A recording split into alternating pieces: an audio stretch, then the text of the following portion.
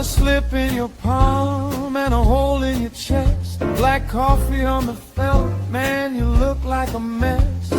3-team parlay turned to dust in your hand. Now you stare at the chips like they made you this man.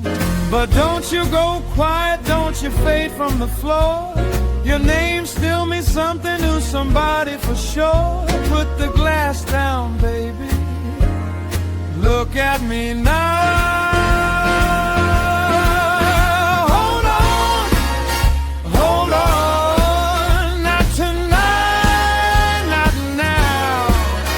Hold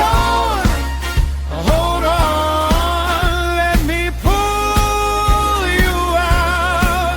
That fella bites hard, but it don't get the crown.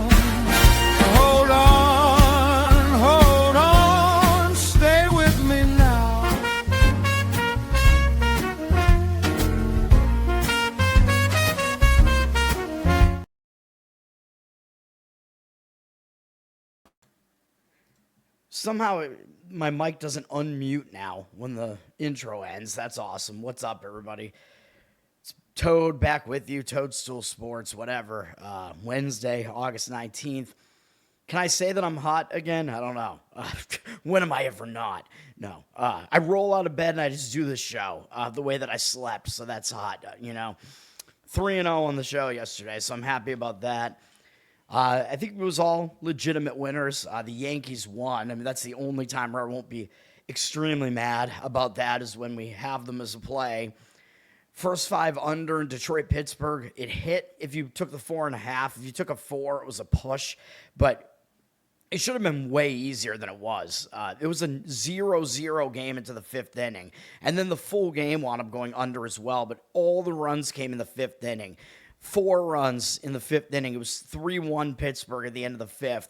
And then no more runs in the game. And Pittsburgh's bullpen basically didn't even have to come into the game. Ashcraft, I think, went 8 innings again. So that's the thing.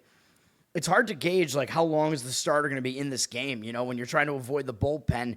Last 2 times Ashcraft was out there was no bullpen to avoid. And we backed him in some way in the first 5 and both of them. But the bullpen pitched 1 inning, I think, combined across those 2 games. So you never know, man. You might have your starter actually go almost the entire game. But whatever. It was still a winner if you got the 4.5. And it should have been easier.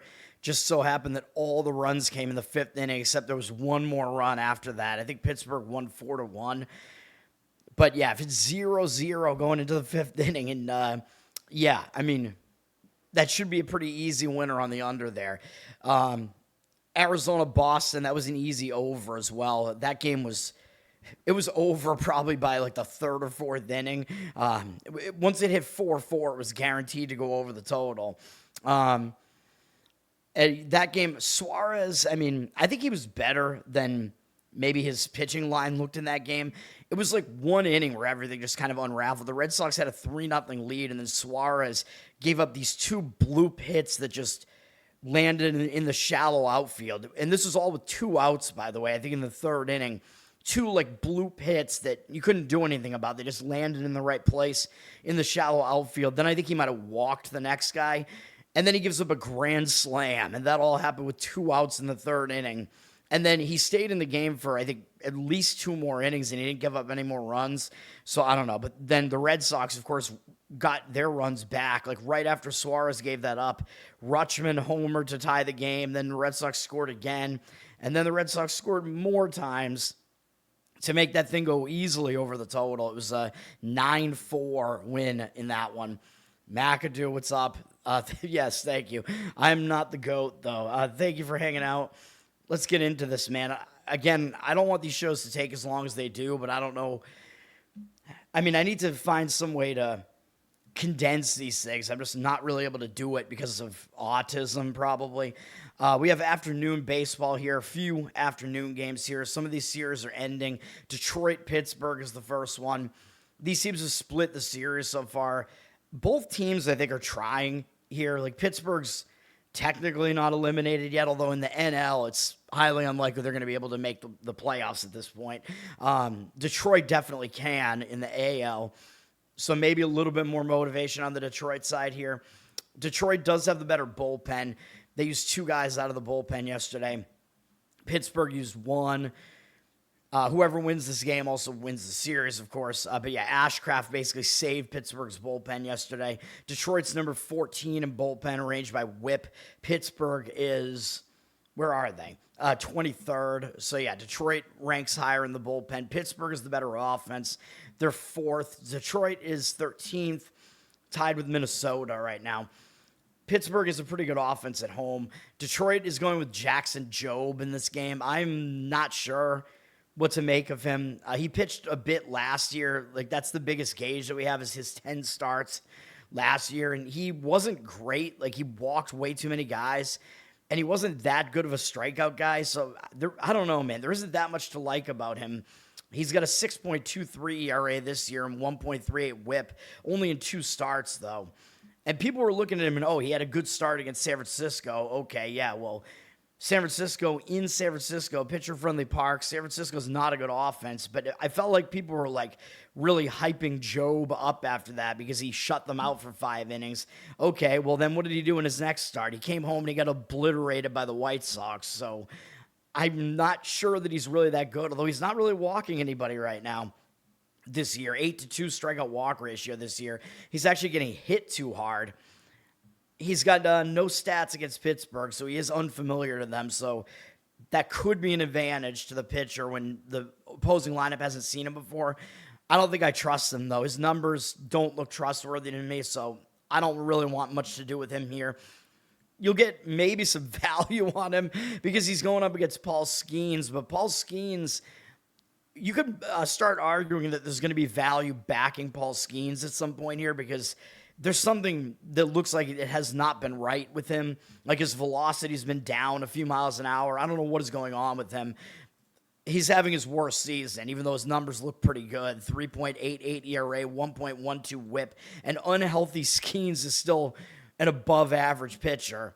But this year has been a disappointment. He is better at home, 3.44 home ERA.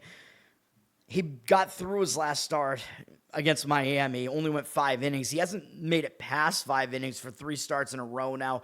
Pirates have lost 4 starts in a row of his, and they had won 3 in a row prior to that, but before that, I think they lost 9 or 10 in a row, so things are not going well for him or for the Pirates when he's on the mound. It's not all him, though. Some of it is that they're not backing him up with runs or that the bullpen isn't doing well. He's had a few legitimately bad starts in here, but he's not this like elite pitcher that he's supposed to be right now. So it seems like there is something wrong with him. His strikeout walk ratio is still pretty good, but it's a little bit down. And strikeout per 9 is actually pretty much right in line with where it has been. So it's like, well, what's going on with them? Like, what?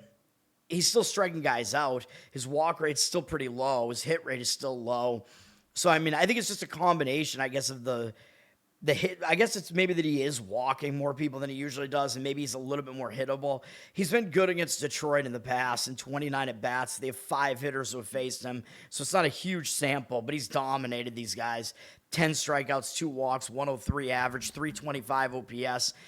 I don't really want to fade Skeens here, and you got to think that at some point they're going to kind of figure out what's wrong with him and whatever. Skeens is better than Jobe. I mean, you have to pay about minus 150 for Pittsburgh. The money is backing Pittsburgh. 76% of tickets, 91% of the cash on them. I'm not going to do it at this price. And you can kind of tell what I'm doing today if you see my title and you get the joke here. We may or may not have numerous first fives today. And they're all in the later part of the board. It's all night stuff from me today. I don't like the afternoon board. Like I got through most of the board, and I was thinking I was going to skip the whole board. But then I started liking like most of the later games, and I was like, oh, okay, I got to narrow this down now. Anyway, I think I think I would lean Pittsburgh here, but I don't want to do it. I don't want to trust it. It looks like a somewhat cheap price, really, to get Paul Skeens at. You could make it like a -1 run line and get the price down. Pittsburgh hits well enough at home that maybe they can accomplish that. The money's also coming in on the over, which I don't really think I agree with that. To me, it seems like both pitchers might set up for more of an under-ish type of game because there's a lot of unfamiliarity here. Skeens is just generally pretty good. So, I don't know. It's a hard game to figure out because we need to know what is going on with Skeens. So, I don't know. San Diego and the Mets. This has been a pretty low-scoring series, which is what I expected. Both games, I think, have gone under the total so far. Each team has won a game. The Mets won the first game, and then they lost their 4-game win streak with San Diego winning the game yesterday, which surprised me a little bit because I didn't think Robbie Ray was that good, but he was able to get the game yesterday. I think he got the win. San Diego used 3 relief pitchers yesterday. Whoops, I'm looking at the wrong New York team. Mets used 3 as well. Both bullpens are pretty good. San Diego's, I think, is better. I think San Diego is one of the top 4 or 5 bullpens here. They're ranked 7th, and the Mets are actually 5th, but I think San Diego is slightly better than the Mets. Neither offense has done well this year. San Diego 23rd, Mets 25th, tied with the Reds. Although they've both been better recently, at least. This looks like a total pitching mismatch here, though, with San Diego having a decent starter on the mound and the Mets going with Mr. Unsolved Mysteries, who is not a good pitcher. Michael King is pitching for San Diego. He is fairly good. 3.41 ERA, 1.19 whip. Advanced analytics guys don't really love him because he doesn't strike that many guys out, but he's had a good career, so it's like, how can you really argue with a long career where he's put up consistent numbers like this? I don't know what to tell you, man. He's been slightly worse on the road, which makes sense because San Diego's a pitcher-friendly park. 3.65 road ERA, still not bad. He's still in pretty good form here. He's allowed 3 or fewer runs in all but 1 start going all the way back through the beginning of July. He's got a low hit rate. He's hard to hit. He does walk too many guys. That is kind of a concern as well. His walk rate, I think, if I remember correctly, he usually doesn't walk this many guys, so I think his walk rate is up from where it usually is, and his strikeout rate may actually be a little bit down from where it usually is. So, yeah, maybe the advanced analytics guys maybe have a point here with the way he's pitching right now. His strikeout-walk ratio is at a career low this year, so that is kind of an issue. And his strikeout per 9 also is, so he's walking more guys than usual and striking fewer guys out than usual, but he's still not allowing that many runs and not putting that many guys on base. The Mets actually do have good numbers against him, so that is concerning. 280 average, 893 OPS, and 75 at-bats. Big sample there, 20-6 strikeout-walk ratio. So I don't really want to come in and trust King, even though when I first looked at this, I was like, yeah, like San Diego's going to win this with King against Robert Stock. If you have any information about how bad this pitcher is, please contact P.O. Box. I wish I remembered the number of it. Burbank, California. Unsolved Mysteries. Anyway, Robert Stock is not good. He's an old man, and I think he hasn't really, he has not done much in Major League Baseball, and whatever he has done hasn't been good. 6.57 ERA, 1.86 whip this year. Yeah, that's not good. Although he's been good at home, I guess, with a .96 home ERA. His road ERA is 24, but he's only made 3 starts so far. And yes, his home starts have been better, but his strikeout walk ratio is 13-8. He's allowing more hits than innings pitched, 15 and 12 in the third innings.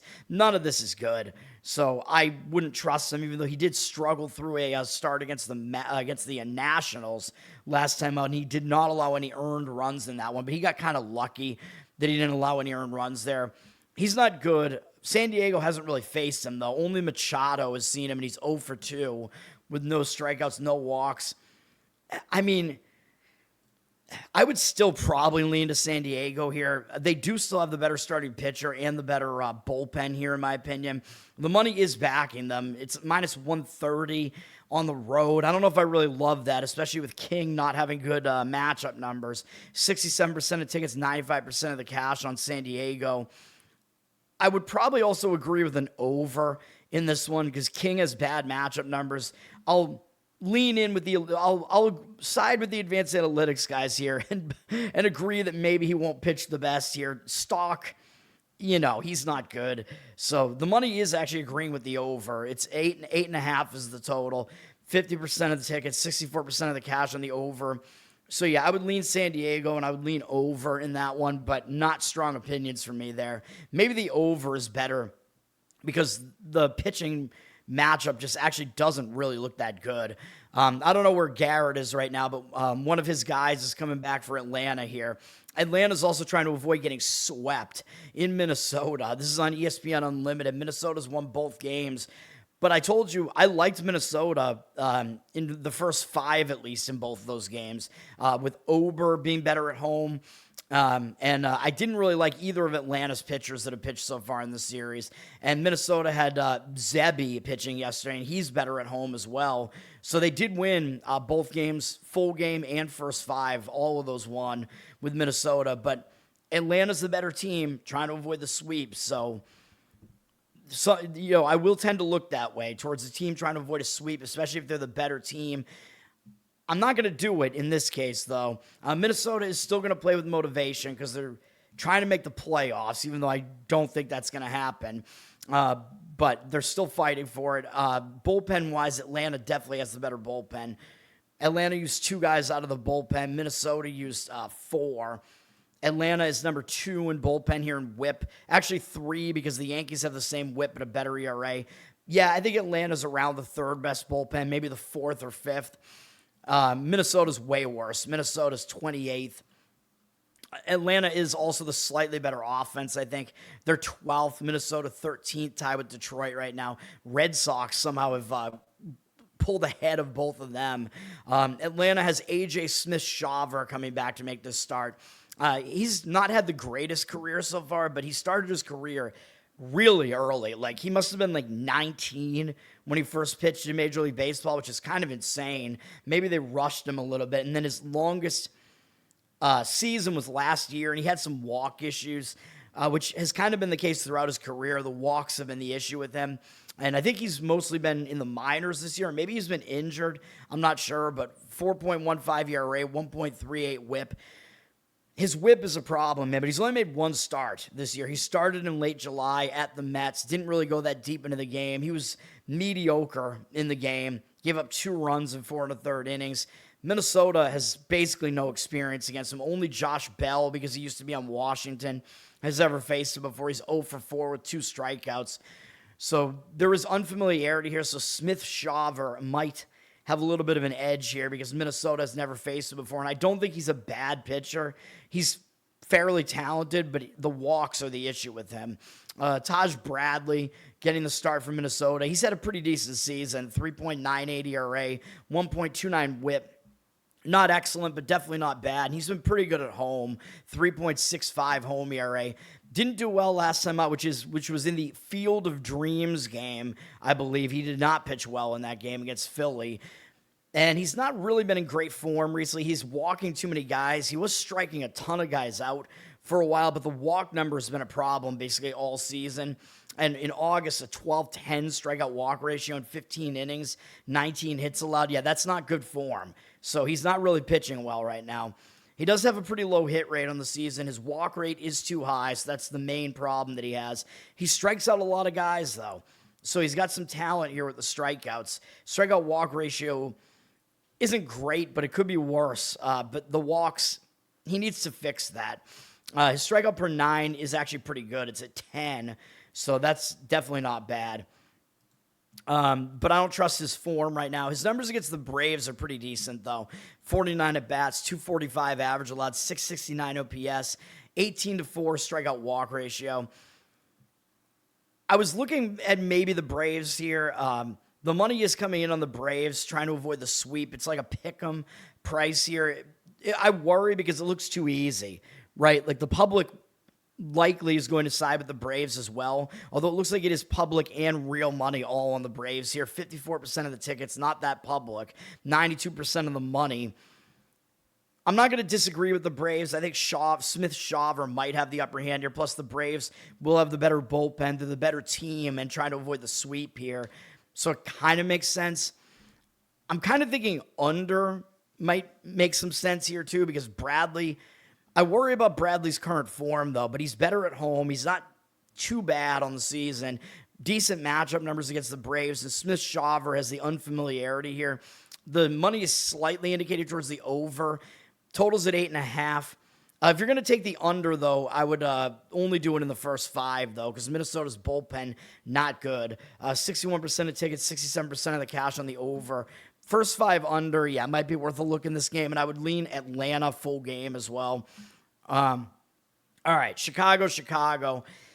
Cubs are on the verge of a sweep here. I believe this is the last game of the series. They're not playing tomorrow, right? I don't think so. So the Cubs are on the verge of a sweep here. And you do have to look, like, will these teams that are on the verge of a sweep, will they overlook this team and look forward to who they're playing next? Minnesota's playing San Diego next. I don't know if that really matters. Cubs are playing Seattle next. I don't know, but the White Sox should have a little bit extra motivation to try to avoid the sweep. The problem with that is their pitching setup in this game is really bad. So the Cubs have gotten kind of the luck of the draw in this series. The pitching matchups have favored the Cubs in all 3 games in the series, including this one. So that does help the Cubs here. And they haven't won each game by that much, I don't think. Cubs used 2 relief pitchers yesterday. The White Sox did use Eric Fetty yesterday, like I said they would. They wound up using 5 guys out of the bullpen, which is probably not good because they're going with a bullpen game today. So that's a negative, I think, for the White Sox. The Cubs are the 11th ranked bullpen. White Sox are 15th, but if the White Sox are going with a bullpen game, yeah, I don't like that. Cubs are number 3 offensively. White Sox are 8th, tied with Miami. But the White Sox have Sean Newcomb listed as the starter. He's been good, but he's just an opener, man. 2.51 ERA, 1.1 whip. He's probably only going to go 1-2 innings here. Maybe max, he'll make it into the 3rd inning. But you're going to get a bullpen game from the White Sox here, basically, with their bullpen already kind of used up. And they used Eric Fetty yesterday, so they probably aren't using him today. So I don't think that's good. You're taking a mediocre bullpen that doesn't have much rest, and you're going to throw them out there again for this game. Yeah, that's not good. Well, the Cubs are going with Clay Holmes, who has been all right. He's been good over the course of the season. He was good with the Mets before he had his broken, his tibia, I think. Either the tibia or the fibula, I forget, where he broke his leg with a liner off of it against the Yankees and stayed in the game because he's a badass. He's got a 2.56 ERA, 1.07 whip on the season. That's good. He's been a good home pitcher at 2.15 ERA and below a 200 batting average allowed. That was mostly with the Mets, though. But he pitched well at home here last time out. He's had 2 starts with the Cubs so far. Cubs traded for him, I believe, and then he came back from his injury. He pitched kind of poorly at Kansas City in his first start with the Cubs. Bounced back nicely and shut out St. Louis here at home last time out for 6 2/3 innings, allowed only 1 hit. Didn't really strike many guys out, 3 strikeouts, 1 walk. So his strikeout-walk ratio hasn't been that good, but he pitched well in that one. He's had a decent season here. Doesn't allow many hits. His problem is the walks, and he doesn't really strike out that many guys. So his strikeout-walk ratio is not really that good, which is kind of the main issue with what his numbers look like here. It's in the 2s. He's never really been a huge... Well, actually, no, I'm wrong about that. He did have some huge strikeout numbers, mostly when he was on the Yankees. So that's interesting. His strikeout rate has gone way down over the last few years. He is getting a little bit older as well, but he's still pitching fairly effectively, and he's been good against the White Sox. They only have 5 hitters who have faced him. 18 at-bats, 167 average, 495 OPS, 4-3 strikeout-walk ratio, which is not good, but the rest of those numbers are good. I think I'd only be able to lean to the Cubs again in this one, man. I know the White Sox are trying to avoid the sweep. They should be motivated. They're fighting for a playoff spot, whereas the Cubs are almost guaranteed a playoff spot already at this point. Money is backing the Cubs, it looks like, even though they are public. 76% of tickets, 91% of the cash on them. They're at about minus 140. I still think that's probably what I would do, is just play the Cubs on the money line if I was going to play this. Just looks like it's a pitching mismatch again that favors them, and that's been correct in the other 2 games. Maybe it won't be here, but the Cubs have only won each game by 2 and 1 run, and both games were legitimately close, I believe. So do with that what you want, and then the total's 8. The money is coming in a little bit on the over there. I could see the arguments for the over. I mean, it looks like you're going to get bad pitching out of the White Sox, and then Holmes, I mean, he's not guaranteed to be that good here. You could also do something like play the Cubs, over team total. which you'll probably need them to get to 5, I would guess, if you're going to do that. They could do that, although given that the total's 8, it probably means the wind is not going to be hitter-friendly, at least in this one in Wrigley. It means the wind is probably not doing much, or it might even be slightly blowing in if that total's 8. So do what you want with all that info. Arizona against the Red Sox. Arizona is trying to avoid a sweep. What else is new? The Red Sox are playing San Francisco next, I believe. I don't know if that's going to be a distraction or anything, but for the Red Sox, this is going to be the best pitcher from Arizona that the Red Sox have had to face. You could say the same thing about Arizona here, though. The Red Sox are probably going with their best pitcher of the series here as well. So I'm not going to be playing an over in this game, I'll tell you that much. The Red Sox used 3 relief pitchers yesterday. They do still have the top bullpen, but they got some injuries going on in this bullpen right now. Arizona's bullpen, I don't think is as good. They used 4 guys out of the bullpen yesterday. Red Sox are still the number 1 bullpen here. Maybe they're a little bit less than that with those injuries, though. But Arizona, they're ranked 9th now. I told you they weren't as good as when they were ranked up in the top 5. Their ERA is getting close to the mid-4s, man. So I don't really think their bullpen is that good. The Red Sox offense, yeah, they're up to 11th, man. The Red Sox offense has definitely been much improved recently. They seem to be gelling. Like, the Red Sox have a lot of injuries, too. Like, Yoshida's out now. Roman Anthony looks like he's on his way back. Red Sox did get Rutschman finally in the lineup with this series. I think at the start of this series, he had a couple of hits yesterday. He looked pretty good yesterday at the plate, so that's helping them. But it looks like they just have this team chemistry going on where everybody in the lineup is hitting. And the Red Sox did something that I think had never been done before in the first game of this series. All 9 batters in the starting lineup had an RBI, and none of them struck out, which is ridiculous. The Red Sox did that in the first game, and then over the first 2 games of this series, I believe everybody in the Red Sox lineup had a hit in both games, and they only had 3 strikeouts total across the 2 games. So yeah, this Red Sox offense is gelling right now, but they did face some kind of bad pitching over the last 2 games, and they're facing better pitching here, which sounds crazy because it's Brandon Pfaadt, but he is better than the other guys that have pitched in this series, and he's been good since he came back up from the minors. His entire season has turned around. 3.11 ERA, 1.13 WHIP. He's been good on the road, 2.62 road ERA, although opponent batting average a little bit worse on the road. Last 2 outings of his have been 7-inning shutout performances, 3 of his last 4, in fact. And he hasn't allowed a run in his last 4 starts, and he's gone at least 6 2/3 in all of them. And 3 of the teams that he faced, there were Pittsburgh, the Dodgers, and Atlanta. So he's doing that against some good offenses. He's not walking many guys right now. He's getting a decent amount of strikeouts to some degree, at least as well. I don't think he's a huge strikeout pitcher. And since he's come back from the minors, the Dbacks have won every one of his starts except one of them.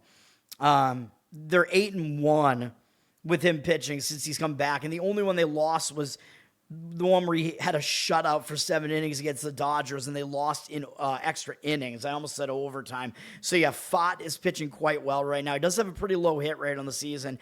Doesn't really walk anybody, but he doesn't strike anybody out either. Even though it looks like his strikeout stuff is getting a little bit better here as well. He doesn't put a lot of guys on base at all, man. The advanced analytics guys will probably take some umbrage with this because he doesn't strike guys out. This is his lowest strikeout rate he's had in his career. He actually was a decent strikeout pitcher 2 years ago. Or he was a good one. Not so much now, but he's pitching well right now. I wouldn't want to fade him right now. And the Red Sox have hit him a little bit, kind of mediocre numbers here. 276 average, 758 OPS, 29 at-bats, 8-3.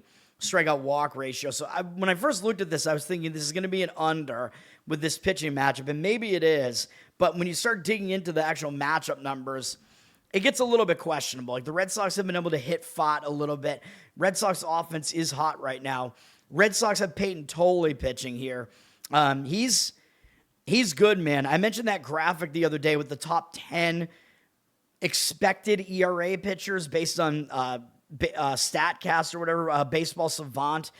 They had the top 10 pitchers in expected ERA, not real ERA. Some of them overlap, though. Peyton Tolley was in that mix. He was one of the top 10 in expected ERA. So he's been very good. He has a 2.97 ERA, 1.06 whip. He's debatably the best starter in the Red Sox rotation at this point, which is kind of insane because he's 23. He's been a little bit worse at home, 3.48 home ERA. Pitched well last time out, shutting out Toronto for 8 innings, and he didn't even really have great stuff. He put the lead batter on the first 3 innings of that game, and he still didn't allow any runs. The Red Sox have won 7 starts in a row of his. This month, he's been on point, 25-4 strikeout walk ratio in 20 innings. Pitched pretty well against the Dodgers in there as well on the road. Blew away the A's with a ton of strikeouts in his other start this month. Yeah, he's definitely on point right now. He's pitching well. He's got a low hit rate, low walk rate, high strikeout rate. These numbers are all good. Pretty good strikeout walk ratio here. Walks maybe a little bit of a concern. Good strikeouts per 9. He throws pretty hard. However, he did have one start against Arizona last year on the road, and it was one of his worst of his career. It was bad. They have 11 current. Their current lineup has 11 at bats against him. Although Ketel Marte, however you want to pronounce his name, he's still on the active roster, so he's still in this. He's still on the stat sheet here, but it doesn't matter because he's 0 for 1 with a walk against Tolley. So with him out of the lineup, who cares? Even so, with him in there, Arizona has a 4.55 average and 16.29 OPS against them. 2 strikeouts, 2 walks, 5 for 11. Even if you take Marte out, okay, well they're 5 for 10 with 1 fewer walks. So that doesn't really make it better. So Tolley did struggle, but that was like his second start of his career, probably, or something like that. So maybe you shouldn't take that much away from it. Given what these pitchers are pitching like right now, I still think this game probably is an under. Both other games in the series have gone over. 60% of the tickets are on the over, 56% of the cash on the under. The total's at 8 here. I think the under is what makes the most sense in this game, but I worry about it because the matchup numbers don't look good. The money is also coming in on Arizona with the Red Sox up to minus 160 here, basically. Peyton Tolley getting some respect in the market here. 90% of the tickets, only 67% of the cash on the Red Sox. Money coming in backing Arizona to try to avoid the sweep here, you know. I don't know, man. I mean, I still think Tolley probably is the better. He's the better of these 2 pitchers. And, I mean, he's definitely got the better strikeout stuff. The advanced analytics guys will tell you he's the better pitcher. Red Sox do still have the better bullpen. So I think matchup-wise, I don't really love Arizona, although the situation does kind of look like Arizona is maybe worth consideration because, again, they're trying to avoid the sweep and they've been kind of embarrassed in this series. So there are those factors there, but it's not necessarily great that they have to go up against potentially the Red Sox best pitcher here. However, they did hit him well last year. So I don't know. Do with all that info what you want, but trying to sift through all the information we have in that one. I think the under is probably the way to look in that game, but not going to be a play for me. Miami and Philadelphia. Philadelphia is on the verge of a sweep. They've won 5 games in a row. Both games in the series have been close, though, 6-5 and 6-4. So Miami is playing competitively here. Miami, they're going to show up for games against Philly, but of course they're going to show up here. They're trying to avoid the sweep. Philadelphia is playing St. Louis next. I don't know if that's a big deal or not, but I think they're both kind of in the wild card race, but so is Miami, I think. So all these teams, I think, are kind of battling for wild card positioning here potentially. And I looked at the starting pitching, and I was like, yeah, Miami might be a play here because you could definitely make the argument Miami has the better starting pitcher on the mound in this game, and they're looking to avoid the sweep. Miami's bullpen, though, even though they're the better one, they went with a bullpen game yesterday, and Tyler Phillips, I said he was going to be in the game, and he was, but he came into the game later than I thought he would, and it was just like a full bullpen game for Miami. So they used 5 guys out of the bullpen.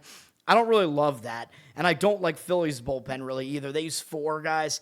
Miami is the better ranked bullpen at 8th. Philadelphia is 17th, but I would not want to trust either bullpen in this game after what we saw yesterday. Miami is the better hitting team. They're ranked 8th, tied with the White Sox. Philly is 18th, tied with the Giants. Philly is moving up offensively, though, and they are better at home. Miami, I don't think is that good offensively, but I do think Miami has the better starter in general here. Sandy Alcantara is pitching. He's had a good season, 3.43 ERA, 1.17 whip. He's not as good on the road, though, 4.08 road ERA, so that's a little bit concerning.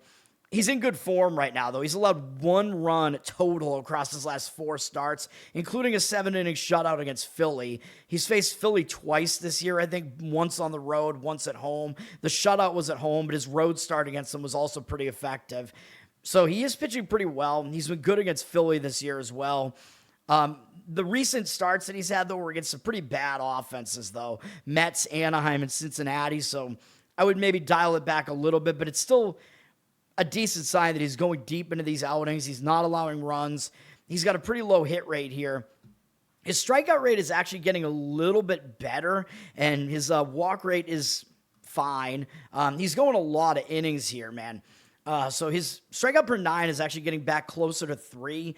So he's a guy that, I thought he was never really going to come back from his Tommy John surgery or whatever he had, but this season has actually been a nice turnaround for him. It's been his best season, I think, since all that happened.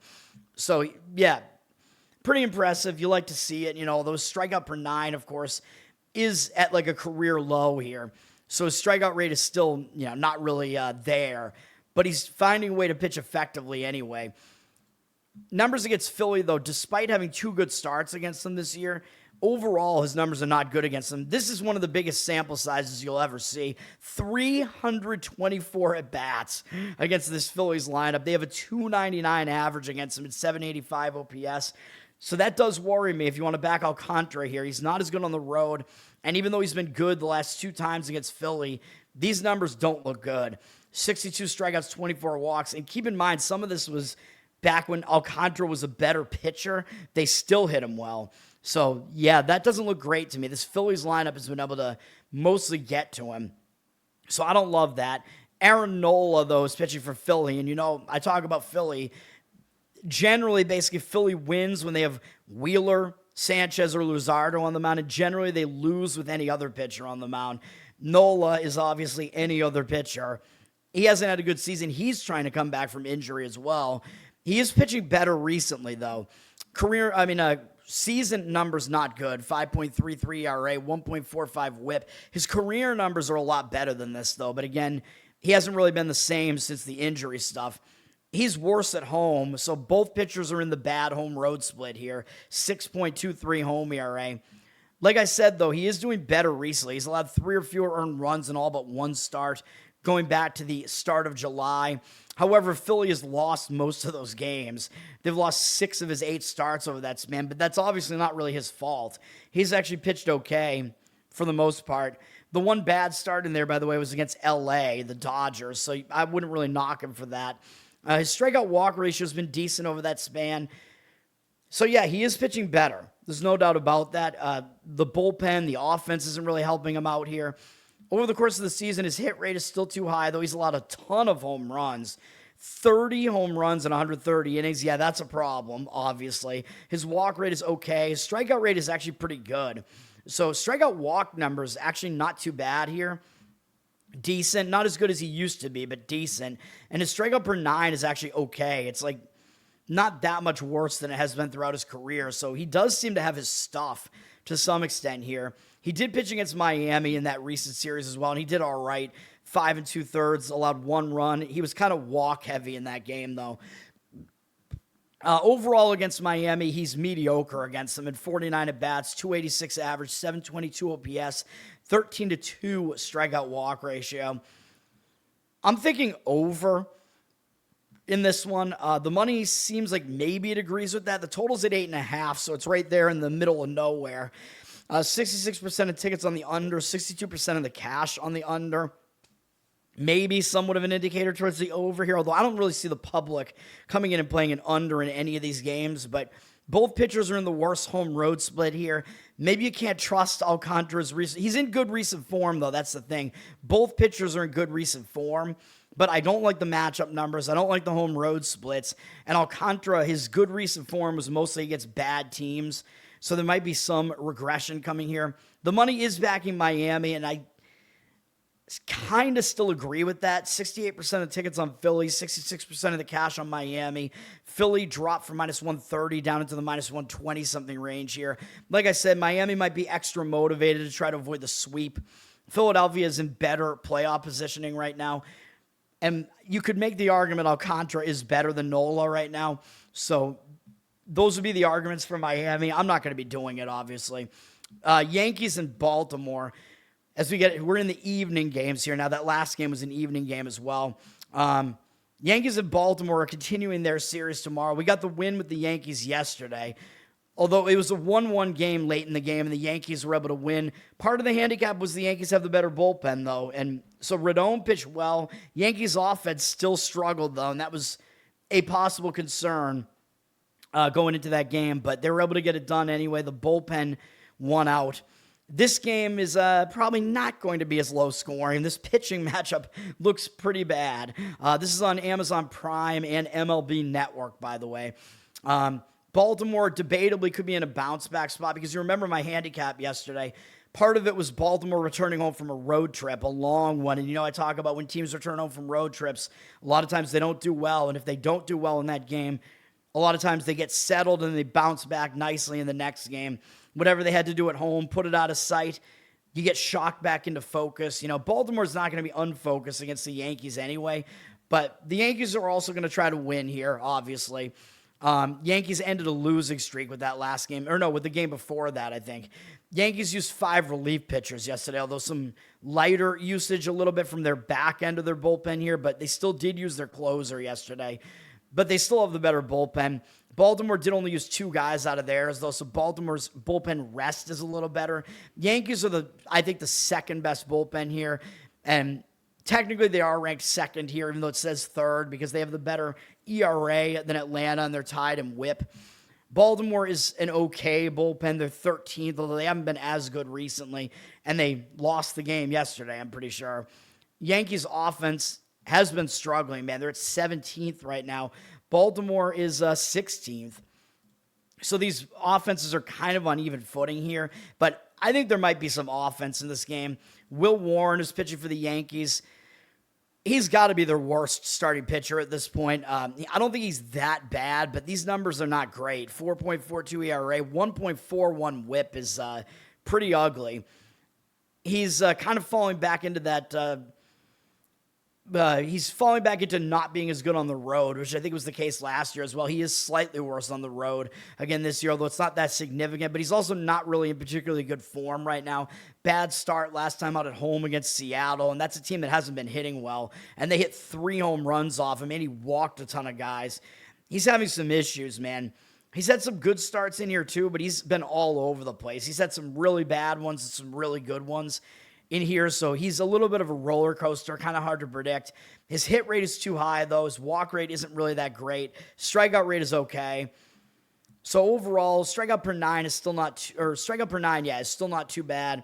Strikeout walk ratio is also not too bad, but he's definitely too hittable. I think that's really his main problem is he's too hittable. And his numbers against Baltimore are pretty decent. 211 average, 717 OPS, and 71 at bats. 19-10 strikeout walk ratio is not good, though. But generally, he does pitch all right against Baltimore. Baltimore's got Chris Bassitt going. I didn't even realize he was back in the majors. I knew he was in the minors, but I guess he's back, and he's not had a good season. 5.11 ERA, really bad, 1.62 WHIP. That's not good, although he is better at home. Like, throughout his career, he's always been better at home. 3.09 home ERA. However, he does still allow a pretty high opponent batting average at home, 270, even though he's worse on the road.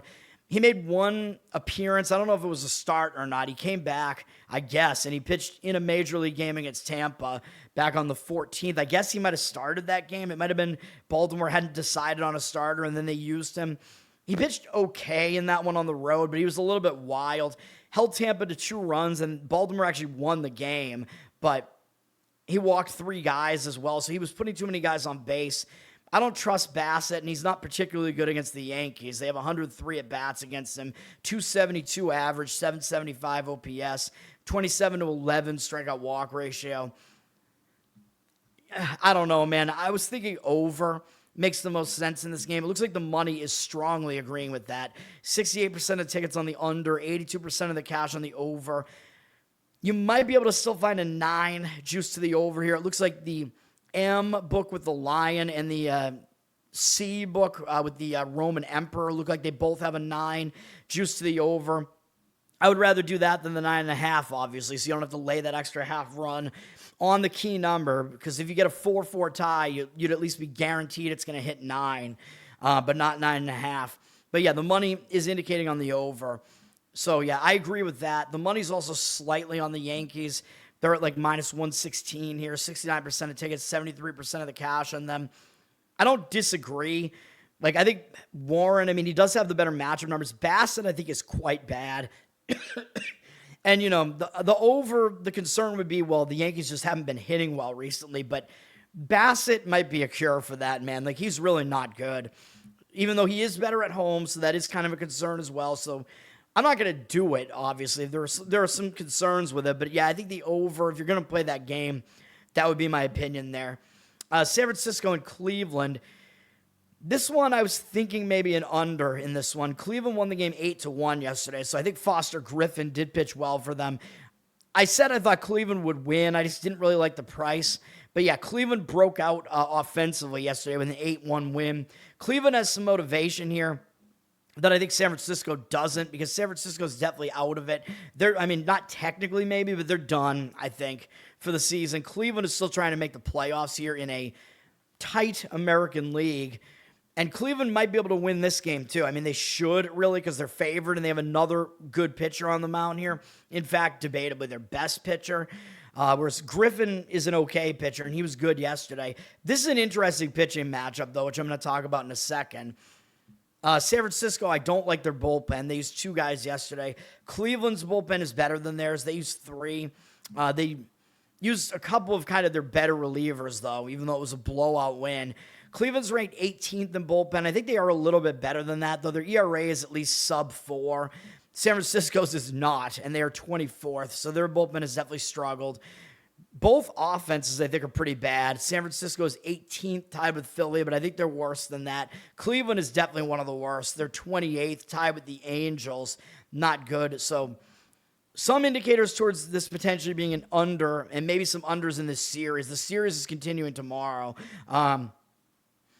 Yeah, I mean, I guess you could argue San Francisco's in a bounce-back spot, by the way, after losing badly yesterday, but I'm not sure how focused they're going to be, but maybe they will get up for this, because Matt Wilkinson, the tugboat, is making that's his name, is making his major league debut for San Francisco here. He's a 6'1" left-handed pitcher who weighs like 260, 270. He's a big boy. That's why they call him the tugboat. I don't know. But he's making his major league debut here. It's exciting, but I looked at his minor league numbers, and yeah, I mean, they're not great. In AAA, I think he had like a 4-something ERA, and he was kind of walking too many guys.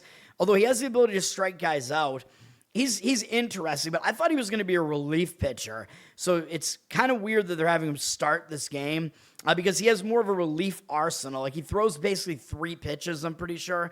I think he throws a fastball, a changeup, and a slider, if I'm not mistaken. And then I think he also has like a cutter that he might mix in there a little bit. His fastball, I think, is called the Invisiball or something like that, because I guess he has a weird arm angle where it's really hard to pick up the pitch and see it coming. But he doesn't throw that hard. He throws like 93, I think, or maybe even lower than that. So like low 90s fastball from him. So I don't know, man. He's interesting, I will say that, but I expect him to be a reliever. No idea what you're going to get out of him here, but Cleveland has a bad offense, and they've never seen him before, so Wilkinson might pitch well here, right?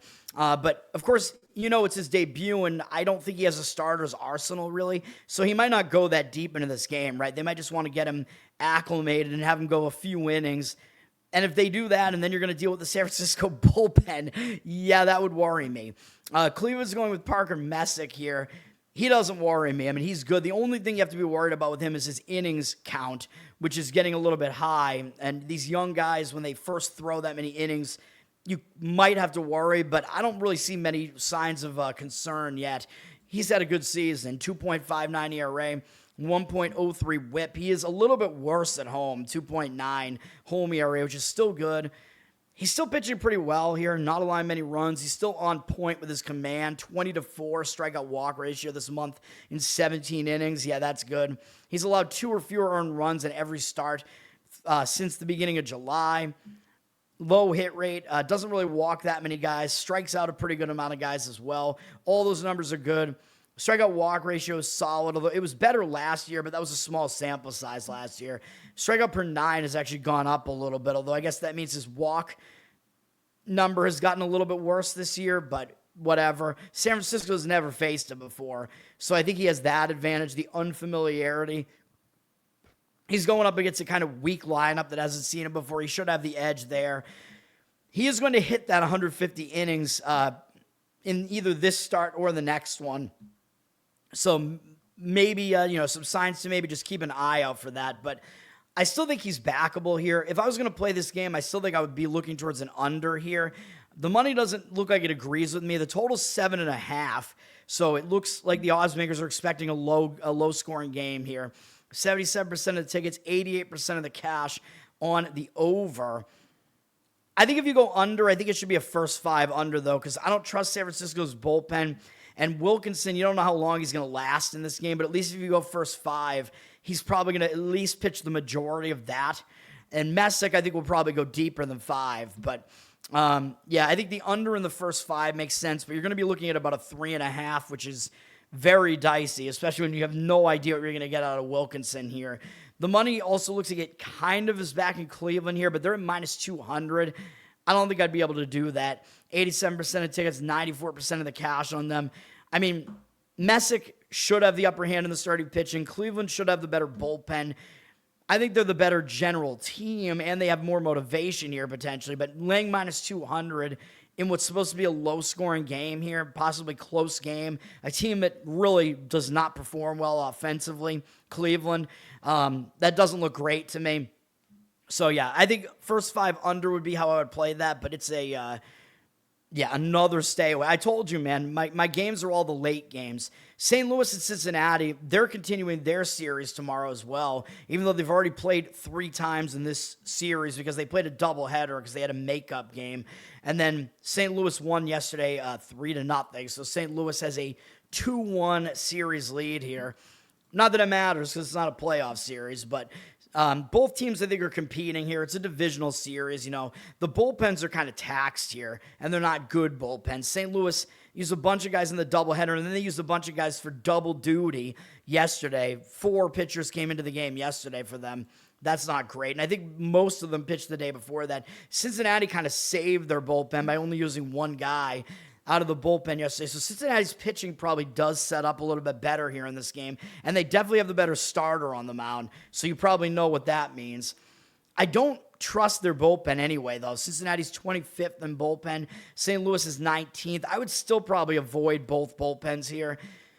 The offenses here have not really been that good. St. Louis is 24th, Cincinnati 25th. Not good. I thought yesterday's game would be much higher scoring than it was. It was quite low scoring yesterday. In fact, I believe Cincinnati didn't even score in the game, so that's kind of crazy. They might score in this game because they get to go up against Matthew Liberatore, who is not a good pitcher. 5.07 ERA, 1.48 whip. He's a little bit better on the road, 4.98 road ERA, which is weird because St. Louis has a pitcher-friendly park. But Liberatore, yeah, he's not that good. Decent last time out against the Cubs, but he's been, I guess, a little bit better recently. His strikeout walk number has been better over the last couple months. He's been kind of more mediocre than bad, I guess, over the last couple months. His numbers overall are not good, though. High hit rate, kind of walks too many guys as well. His strikeout rate is okay. There's not a ton to like about him here. Strikeout per 9 is pretty mediocre. I would say it's a little bit low. Or strikeout per 9 is actually somewhat high. Actually, I meant strikeout. I always say that. I meant strikeout walk ratio is a little bit low. Strikeout per 9 is actually a decent number, but that means his walk rate is too high. His numbers against the Reds are good, though. In 73 at-bats, he's held them to a 219 average, 685 OPS, so he's done pretty well against them. 16-7 strikeout walk ratio is not very good. Rest of those numbers are pretty good. But he has to go up against Chase Burns, who is clearly the better pitcher here. Burns, really good season, 2.47 ERA, 1.09 WHIP, and a 14-2 record is really good considering the team that he pitches for. They have a terrible bullpen and terrible hitting, and he still has a really good record. Yeah, he's good. He's been really good at home, 1.98 home ERA with a 187 opponent batting average. You have to worry with his inning count as well. He's up to 131, but he doesn't look like he's slowing down right now. 23-5 strikeout walk ratio this month. Had a 7-inning shutout last time out against Miami. Did have one bad start in here against Washington, but he's been generally still pitching really well here. Command number on point here. Last month he had some issues with his command, but this month he's been really good again. He's got a low hit rate on the season. He doesn't really walk that many guys. His strikeout rate is quite high, so these numbers look good. The walks are really the only number that you can really even dig at a bit. Like, he does still have a pretty high strikeout walk ratio. Nice strikeout per 9, although last year it was better, but he didn't throw that many innings last year, so it's a bigger sample size this year. Burns against St. Louis, they only have 4 hitters who have faced him, and they're 0 for 3 off him with a walk from Burleson, who's the only guy who's reached base against him, and 1 strikeout in here from Walker. The walk wasn't from Walker. Oh. I think I would lead Cincinnati first 5. I mean, it's the typical Chase Burns' pitching approach, you know what I mean? They're in the minus 140 range for the full game, though. So if you play them in the first 5, you're going to be looking at above minus 150 here because obviously the odds makers know the biggest edge they have is Burns here.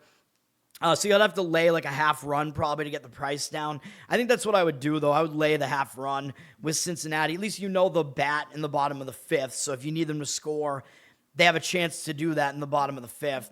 72% of tickets, 94% of the cash on Cincinnati. Money seems to agree with it. I believe that's what I would do. And it looks like the money's kind of indicating towards the over 8.5 here.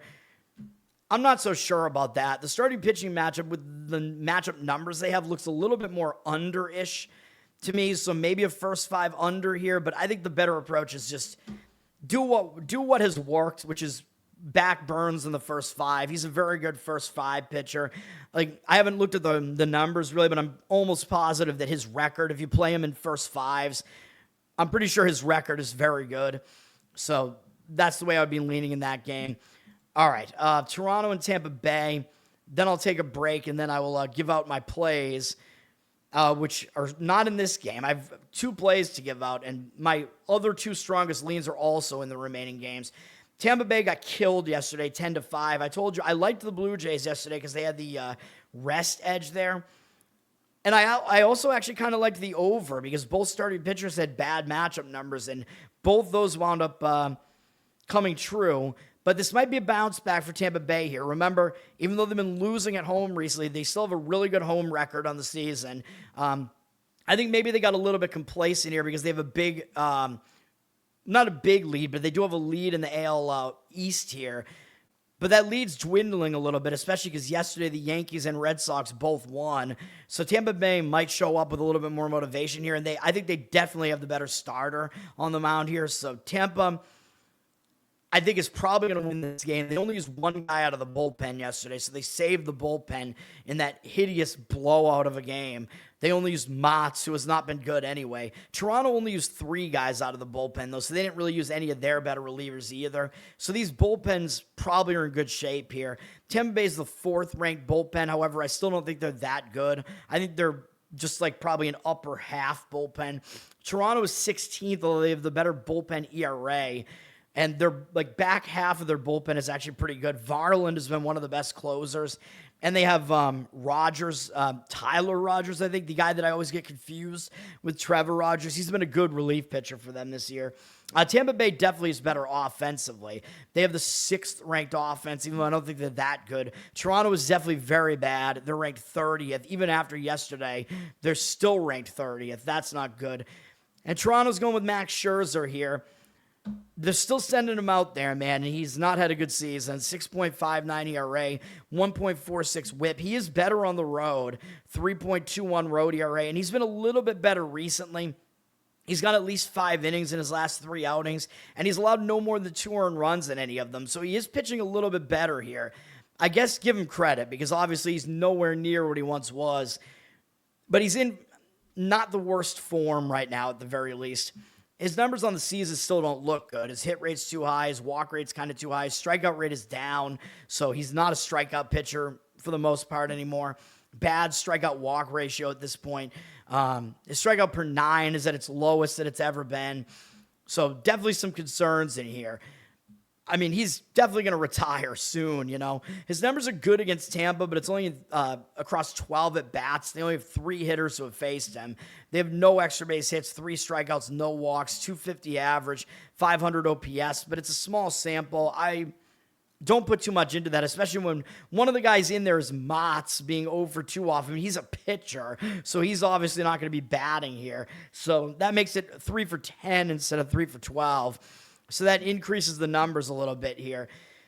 I don't really trust Scherzer, and I do trust Drew Rasmussen, who's pitching for Tampa here. He's had a very good season, 2.78 ERA, 0.91 whip. He's very consistent. His numbers are almost exactly the same, home and road. He's still pitching well recently. Good command numbers, striking out a good amount of guys, not really walking anybody, not allowing a lot of hits. He's allowed 2 or fewer earned runs in every start since the All-Star break.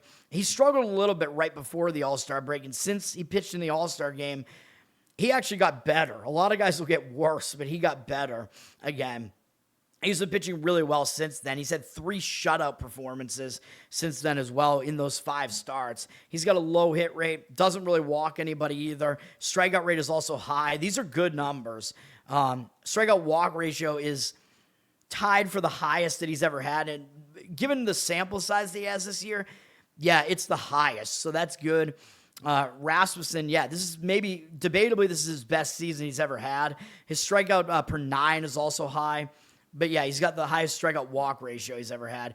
Numbers against Toronto are pretty good. In 93 at-bats, 258 average, 693 OPS, 21-8 strikeout walk ratio is not great, but 4 of the walks are springers, so he's kind of worked his way around him. Tampa, I think, is going to get this game. They're good at home, and I think it's time that they bounce back. I think they have the better of the starting pitching here. Bullpen, you know, I mean, it's debatable which team has the bullpen edge here. Tampa definitely has a better offense, but you got to lay minus 200 with Tampa. It looks like they are getting the money. 74% of tickets, 83% of the cash on them. Scherzer getting no respect in the market anymore, but also it's just because Toronto's not a good team. Total is low, though, so they're respecting him in that way. The money is coming in on the over, though, which is the total's at 7.5, so it's expected to be a very low-scoring game. I mean, I think if you're going to play the game, I think you try to find a way to play Tampa here, but you could go Toronto under their team total, but it's risky because you'll need them to score 2 or less. You know what I mean? Or you could go really granular with it and go with Toronto first 5 team total under. Probably you'll need them to score 1 or 0 against Rasmussen in the first 5 if you do that. I don't like doing that because one bad thing goes wrong, including an error, and you're fucked. You know what I mean? So there's no room for error. I thought about that joke yesterday. Pun intended. I think Tampa wins the game. I just think it's unplayable at this price. You know what I mean? If you really wanted to do it, I guess you could lay the run line with them, and they are good at home, so maybe they can get that done. But they won't bat in the 9th inning if they're winning by 1, and then you'll lose. So I don't know, man.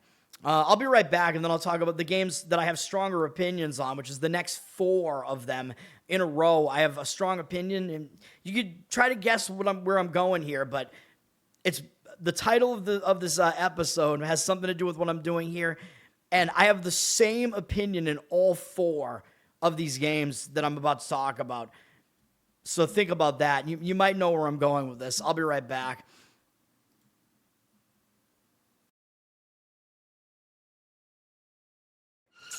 Yep.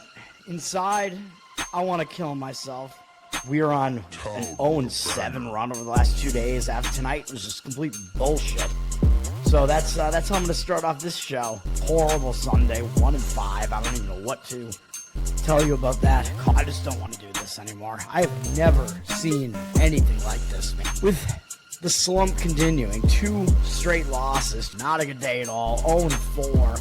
I just have not had a good season, man. What can this slump that I'm on. The slump continues. I've reached a new peak, actually. I'm going to burn my Bruins hat, man. I don't know what is going on with the Bruins. March 8th, is that what it is? I don't even know. It's March 9th, I think. Who even knows, man? I don't know what day it is anymore. I don't even know what day it is anymore, man. Back with you after the worst day that I could possibly have. Back with you, as I always am. Until I die, at least. 0-2 yesterday, and yesterday did not go well for me. 0-5. The worst month that I've ever had in my 18 years doing this. I don't know what to even tell you about this anymore. Broke the slump yesterday as the slump discontinues. The slump continues. Somebody fucking kill me, please. I don't even know what I should do at this point other than potentially end it all. All right. And I just saw the Toronto box score from yesterday up there. That Okamoto guy on Toronto, I feel like nobody's talking about that guy, but he's hitting really well. And did they get him from the Japanese leagues or something? I assume. I have no idea. I don't even know who he is, but nobody's talking about him, I don't think, because Toronto's offense has been so bad. But he's got 25 home runs, apparently. He's hitting well. All right. Next game up. Almost a play for me. A's Kansas City. And once I tell you what my opinion on this is, you're going to know what my opinions are on the rest of these games. Kansas City has won both games of the series so far. This will be a 4-game series, but the A's might be a little bit more motivated here after losing 2 games of the series. These teams are both just playing out the stretch here, but, maybe after losing 2 games of the series, you will bounce back. I would not be able to back either bullpen. We know these are probably the 2 worst bullpens in baseball. The A's used 5 guys yesterday. The Royals used 3. Not good bullpens. The A's are the worst ERA. They're ranked 29th in WHIP. Kansas City is the worst WHIP and the second worst ERA. So they're the 2 worst bullpens. Royals probably slightly less bad. The A's are the better offense. They're 15th. Kansas City 22nd. Kansas City does hit better at home, though. The A's have Gage Jump scheduled, though he wasn't on the board here. It has A's undecided. I think it is going to be Jump, but I don't know why they're undecided right now because I think it is his turn in the rotation. Jump, he's young, and I like him. We backed him a little bit earlier in the season. I believe we won on the majority of those plays. He's got a 4.5 ERA, but his 1.45 WHIP is a bit of a question. He is kind of walking too many guys. However, he is a lot better on the road. So, we've been trying to back him when he's on the road mostly. 2.6 road ERA, quite good. It makes sense. He pitches worse at home in that horrible stadium at home. I don't know if he's in the greatest form recently, though, because this month, even though the A's have won 3 of his last 4 starts, and he was the only guy to beat the Red Sox in that span where the Red Sox were on fire, Jump was the only pitcher that was able to beat them, and he beat them twice. He got a win in both of those. He's walking too many guys, though, man. He's walked 4 or more guys in 5 of his last 6 or 4 of his last 5 outings, I think is what that is. That's not good. The one that he didn't was the second one against the Red Sox, and he had a lot of strikeouts against the Red Sox. But I still worry, man. He's got a 17 to 12 strikeout walk ratio this month, so he's not exactly in the greatest of form here. He's got an okay hit rate here. His walk rate is too high. That's his main concern is the walks. He does strike out a lot of guys, so he does have a good strikeout per 9 rate here. Strikeout walk ratio not as good because he walks too many guys. But he's got talent. He definitely could strike guys out. And his numbers against Kansas City don't exist, so he's unfamiliar to them, which I think is an extra advantage because their offense is going to have to figure him out on the fly.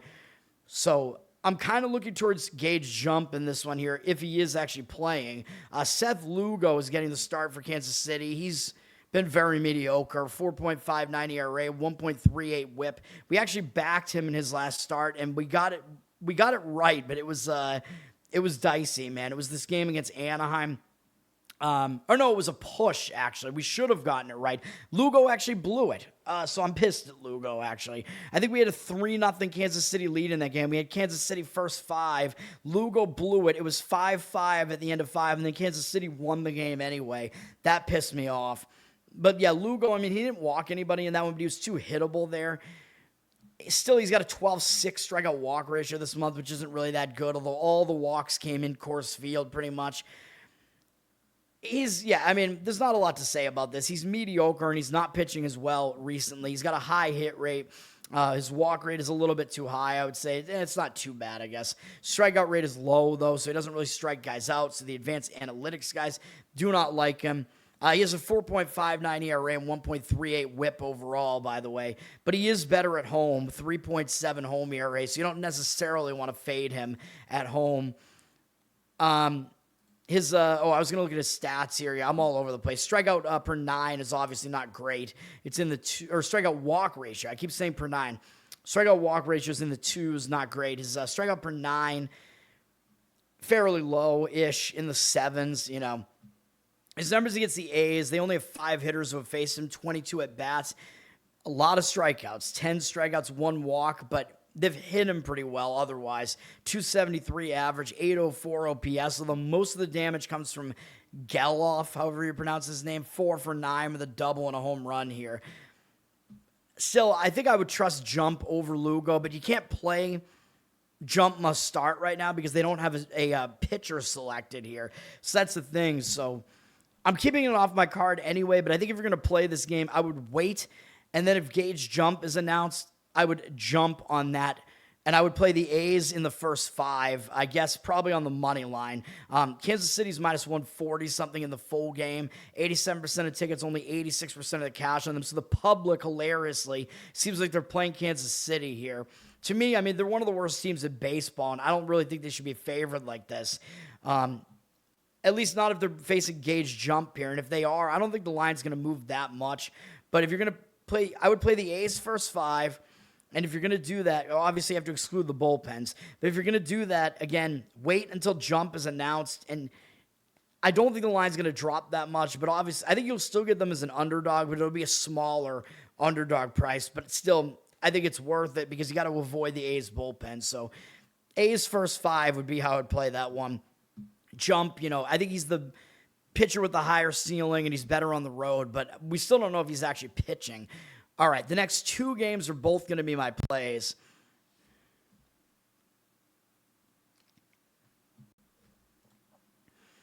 And I don't have them in the system, so isn't that great? Hold on, let me, I have to look and see what prices I got these at. One of them I think I got as an underdog. The other I think I got as a very small favorite here. Yeah, all right. Hold on. Bear with me, man, as I get these banners in. And you already know what I'm doing probably because I already told you what I'm doing here. Based on the last game that I just handicapped. We're going to take Seattle in the first 5. Nobody's going to want to take Seattle here in this game, man, but I just can't back their bullpen here against Milwaukee's, but I will back them with the starting pitching here. And Seattle has to be motivated here, man. The season is slipping away from them, and they lost 22-0 yesterday. And good thing I didn't give out the under in that game. Bryce Miller didn't have it, and then the Seattle bullpen was an absolute dumpster fire in that game. And Seattle was making all these mistakes out there, like I forget his name. They're a center fielder, I think, thought that there were 3 outs when there were 2, so he gave the ball to a fan, which allowed more runs to score. And at that point, they were already down 19-0 probably. It's unbelievable. 22-0. And the Brewers were not even in a good spot. They were in a return home spot. I slightly leaned Seattle in that game. Unbelievable. I think Seattle's got to bounce back here, man. That is just too embarrassing. And the Brewers are sitting pretty well right now with their standing here. Like, do you really think they're going to take a team they just blew out 22-0 seriously? And everybody's talking about how embarrassing that game was. I think a lot of times you want to play on the embarrassed team. After that, it's almost like a zigzag type of spot, even though I think the zigzag works better in a more momentum-based sport. But I do think the pitching matchup helps us here with Seattle here as well. So I'm going to do it. I'm going to back Seattle. Nobody's going to want to do it here. We'll avoid the bullpen. Seattle's bullpen, I've been saying they're good all season. I'm not sure at this point. They're not better than Milwaukee, I'll tell you that. Although yesterday they basically just let their bullpen get absolutely wrecked. They only used 2 bullpen arms yesterday, and they saved all their better relievers. So all their better relievers are coming into this game totally rested. I think they just figured the game was out of reach, so they just didn't use anybody good. So that's good for Seattle at least. But I'm not going to focus on the bullpens here. I'm going to avoid them because Milwaukee's bullpen is also almost equally rested here. They only used Grant Anderson yesterday because, again, it was a blowout. So all their better relievers also have rested the last 2 days. And Milwaukee has the better bullpen, so I'm not going to factor into the bullpens. I'm not going to factor in the bullpens here. Milwaukee's ranked 6th. I think you could debate they're the 3rd best bullpen. They're good. Seattle, I don't know what's happened to them, man. They're 21st in bullpen now, and their ERA's well above 4 now. I know yesterday it was kind of a fluke thing, but I don't trust the Seattle bullpen at this point. I know their offense stinks. I get that. Seattle's 27th offensively. They're bad. Milwaukee's 7th, and I believe Milwaukee is better at home offensively, but I think we can get this done with a starting pitching matchup in this one, man, plus the motivational angle. We get Logan Gilbert pitching for Seattle. He's one of their better pitchers, and he's one of the few pitchers that Seattle has who actually does better on the road. 3.28 ERA, 0.99 whip. That's some good stuff. And he's been excellent on the road, 2.25 road ERA. Those opponent batting average is actually almost the same, home and away. But he's allowed a ton of home runs at home. I don't know what the deal is with that, although he's gotten way better at home recently. He's just been pitching better in general recently, but he's allowed 19 home runs on the season, and 18 of them have come in Seattle, which is not a home run ballpark, so I don't know what the deal is with that. Milwaukee also is not a home run hitting team, so I will throw that out there as well. But yeah, Gilbert's pitching well recently. He's not allowing that many runs. He's got good command numbers over the last couple of months. Not a lot to dislike here. Really good, actually. Strikeout walk ratio, really for the whole season. Low hit rate, pretty low walk rate, high strikeout rate. These are good numbers. You could make the argument at this point that Gilbert might be Seattle's most trustworthy starter. His strikeout walk ratio is actually lower than it has been the last few years, so maybe he's got to fix that and increase his strikeout rate a little bit, but the numbers aren't that much different than what he's put up in the past. And he's had, I think, kind of a shorter, actually this season I thought it was shorter, but he's pitched most of the season. His strikeout up per 9 is kind of in line with where it has been in his career. Last year he was really good in that department, but he's still quite good this year, man. And his numbers against Milwaukee are also good. They have 57 at-bats against him. His strikeout walk ratio against them is 22-0. That's insane. So he's had really good command against them. And outside of Yelich, who has 2 home runs off him, Yelich, however you pronounce his name, nobody else has really done a ton of damage against him. 175 average, 506 OPS. Good numbers here for Gilbert. I think it's a good matchup for him. He pitches well on the road.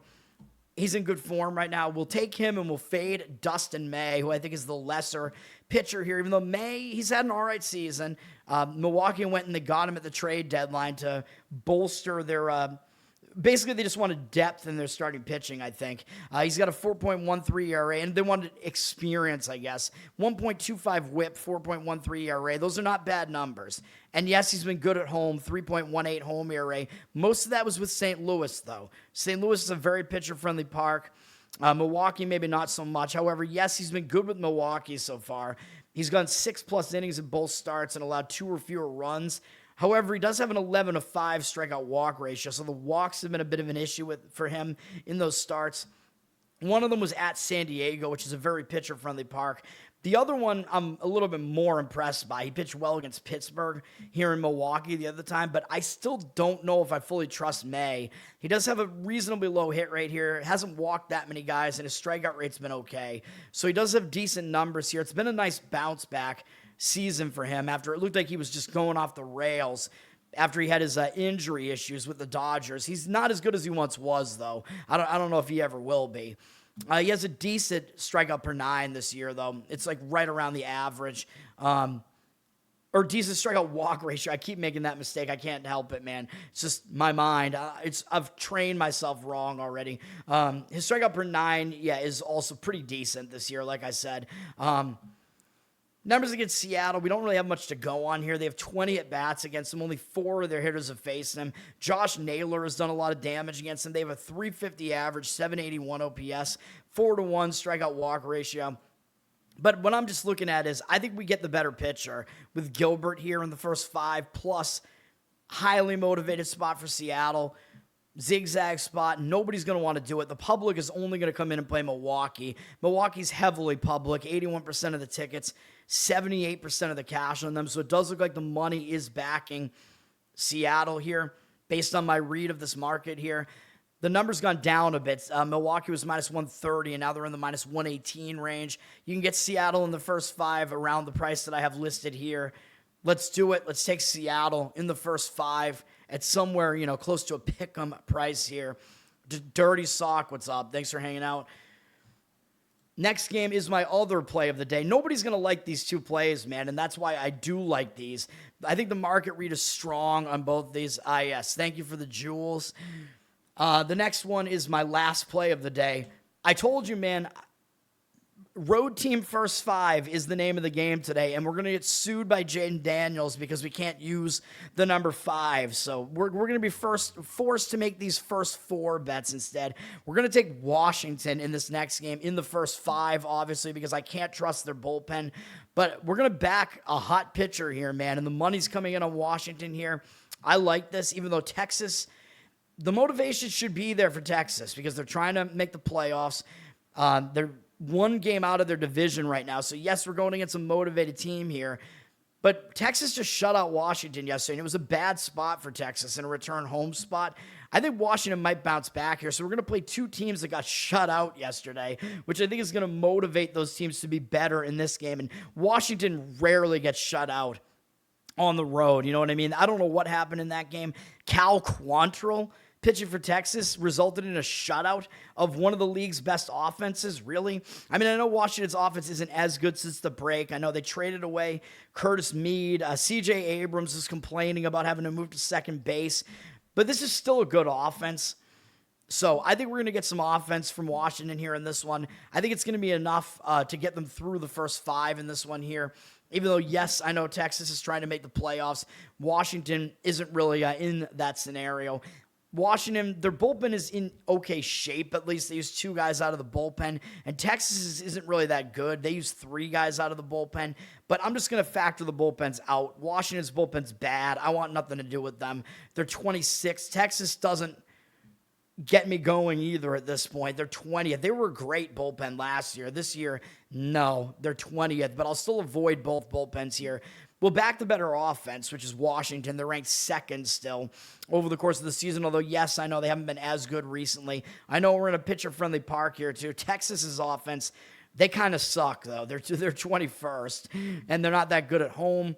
And we're going to back Cade Cavalli here, even though I don't like his ridiculous posturing that he did against the Red Sox. I've been saying all season that looking at his underlying metrics, I thought he was a talented pitcher. That's coming to fruition, man. He's turned this into a very good season. 3.36 ERA. I mean, 1.24 whip isn't really that good, but these are good numbers. He's better on the road, too. 3.23 road ERA.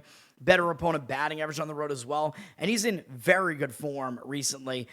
8-inning, 1-hit shutout against the Cubs last time out, 10 strikeouts, and he's got a 21-5 strikeout walk ratio this month. He's allowed 2 or fewer earned runs in all but 1 start, going all the way back to the beginning of July. The last time he had an actual bad start was the beginning of July against Pittsburgh, and before that, he was awesome in that start against the Red Sox. Yeah, he's starting to pitch well. He's got a reasonably low hit rate here. He doesn't really walk that many guys, and he strikes out a lot of guys, gets a lot of ground balls, too, so he's a very effective pitcher. The only things you have to worry about are the innings pitch count and the amount of pitches that he threw last time out. He did throw over 100 pitches for the 2nd straight game. Maybe a little bit of a concern. I'm not too worried about that because it wasn't like that extreme. They're kind of letting him go a little bit more, but like throwing, just several more pitches. He's used to throwing 90 to 100 pitches anyway, so I'm not too concerned by that, just that arbitrary 100 number. Although I know I use the arbitrary like 150 innings pitched number when I think guys might start fading a little bit, and he's up to 136 and 2/3 innings pitched. So he might start fading a little bit because he's not used to throwing this many innings. But for now, he's on fire right now. He looks really good right now. He's in really good form right now. Good strikeout walk ratio on the season. Good strikeout per 9. Having a career season here so far. Like, this is his breakout season. And as far as his opponent here, only Nimmo has ever faced him, and he's 0 for 2. Nimmo has been in his division. Nimmo was on the Mets. So that's what we have going on there.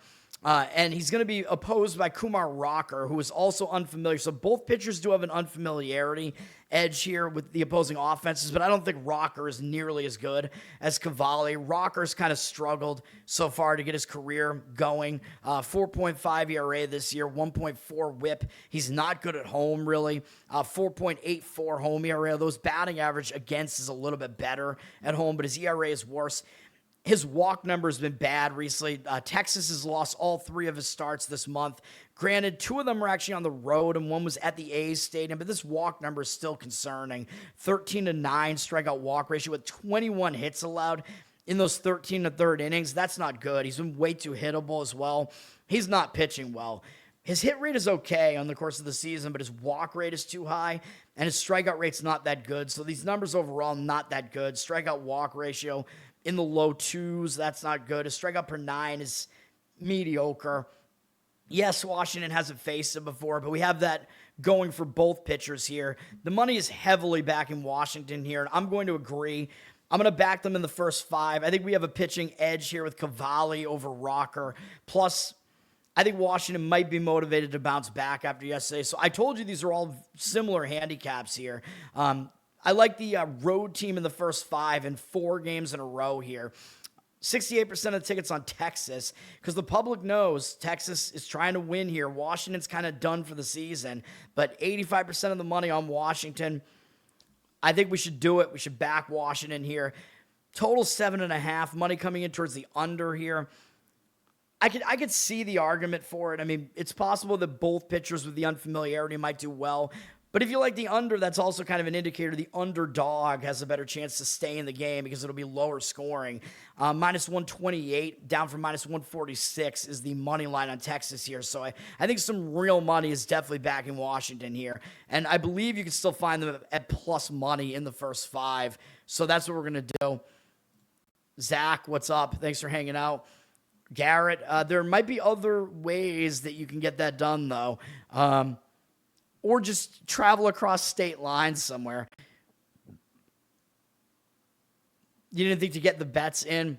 Well, my show is, you didn't know what my plays were going to be until right now, though, so I don't know. You might be able to find a way to do it anyway, though. Anaheim and Houston. This is another one. I like the road team in the first 5 in this one, too, although Houston did lose yesterday, and Houston is going to be the more motivated team because they're trying to win their division here, obviously. But they did lose. Ugly loss to Anaheim yesterday, 3-1. Looks like I thought that was going to be a high-scoring game. The pitching matchup was terrible in that game yesterday, but I guess maybe Clausen is actually not that bad. I don't know. But whatever. Houston will be motivated, and that's one issue that I have with maybe looking towards Anaheim, because I do like Anaheim in the first 5 here. But you're getting a huge underdog price with Anaheim here, although it'll be less in the first 5, but you'll still be getting them as an underdog. Now, yes, Anaheim has the worst bullpen, so I would take them out of the equation. They used 3 guys yesterday. Houston used 4. Houston is the better bullpen, though. They're ranked 10th. Decent bullpen. Anaheim 22nd, not so good. Houston is the better offense by a lot. They're number 10. Anaheim is number 28, tied with Cleveland. That's not a good sign.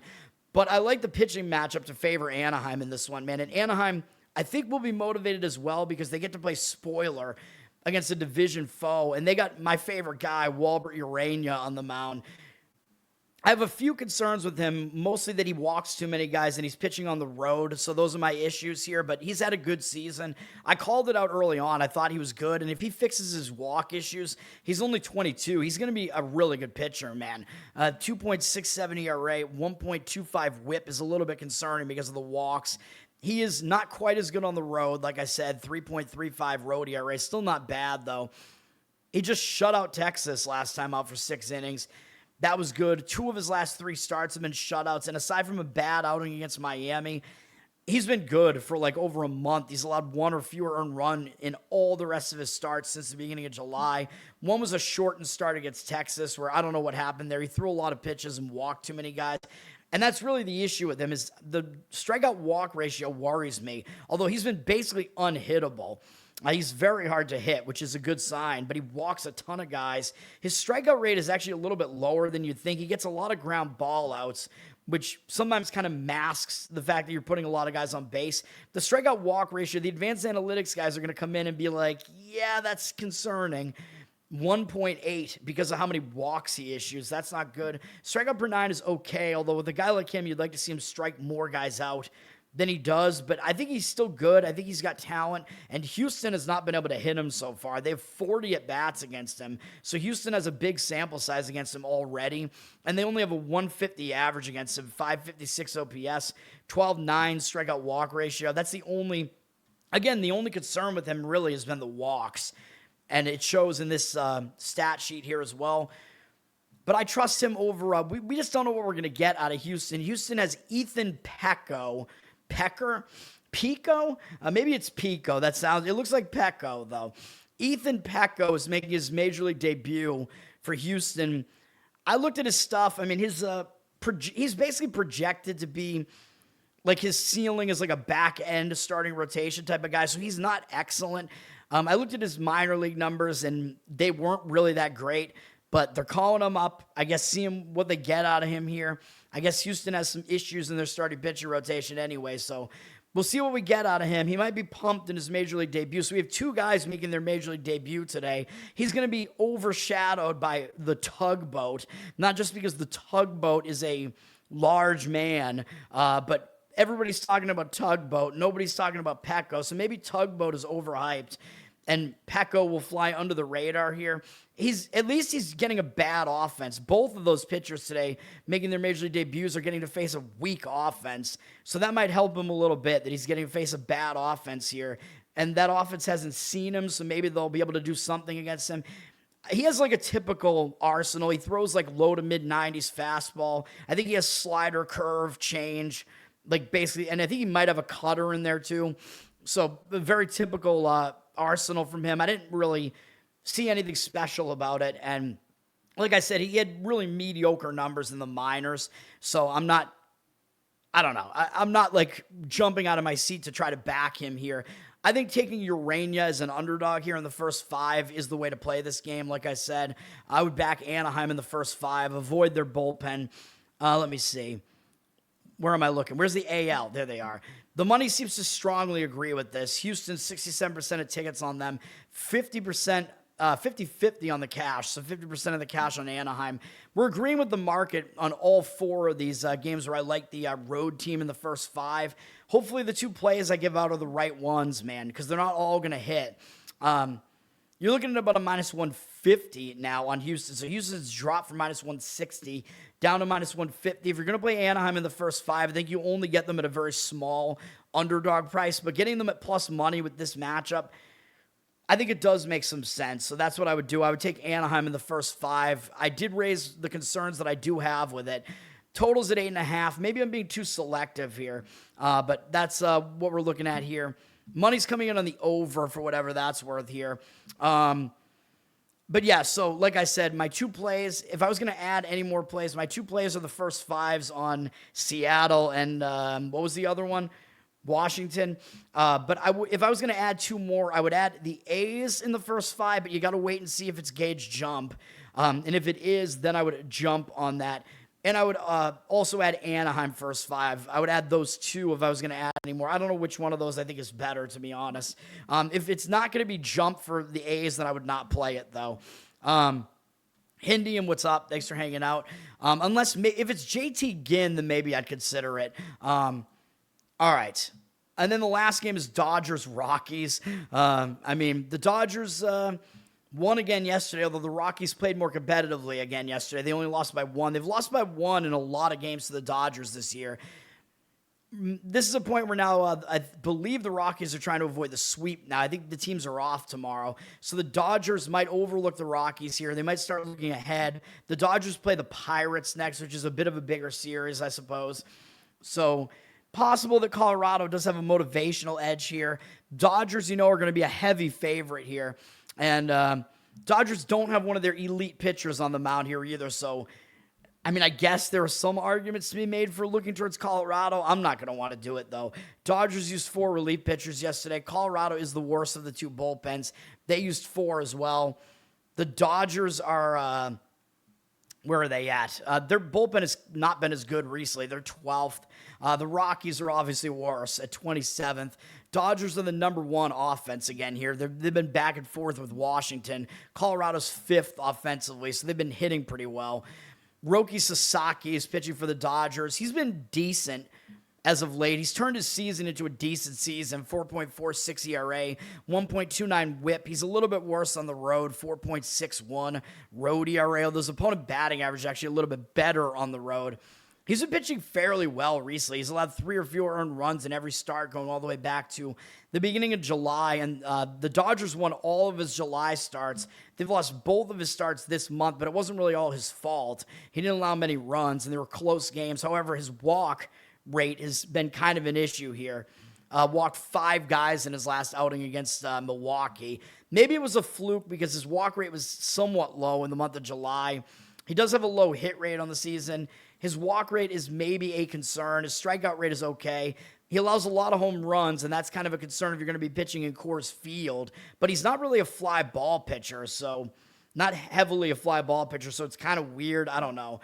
He did pitch in Coors Field earlier this year in April, and it did not really go well. And he did allow 1 home run in that one, but he did not pitch well in that outing. But he wasn't pitching well in general back then, and he is pitching better now. So it is possible he does better here in this one. His strikeout walk ratio, it's not great, but it's at least better than it was last year. He's up to strikeouts per 9, so he is pitching better at least. And his numbers against Colorado overall are pretty good. They have 26 at-bats against him, 192 average, 481 OPS, 3-2 strikeout walk ratio. So I'm not necessarily sold on Sasaki not doing well here. Kyle Freeland is pitching for Colorado. Not a whole lot to like here. 6.27 ERA, 1.44 whip, not good. He's better at home somehow in Coors Field, 5.49 home ERA, still not great. 2 of his last 3 starts have actually been excellent, though, where he went 8+ innings in 2 of them, allowing 1 run in each of them. But it was at home against Kansas City, and I know that's Coors Field, but Kansas City can't hit on the road. They couldn't hit in the A's stadium either. And then the other one was at San Francisco, so I'm not going to go overboard being that impressed by that. They were good outings, no doubt about that, but he's still not striking guys out. I don't know. He still allows a high hit rate on the season. He allows a lot of home runs. He's fairly fly ball heavy. He doesn't really walk many guys, but he doesn't strike many guys out either. Not really a lot to love here. His strikeout walk ratio is pretty decent, actually, just because he walks so few people, but he allows a lot of hits and a lot of home runs, so that's the trade-off with him. His strikeout per 9 is all right. It's not great. Numbers against the Dodgers, not very good. 252 at-bats. They've seen a ton of them. 306 average, 890 OPS, allowed 54-14.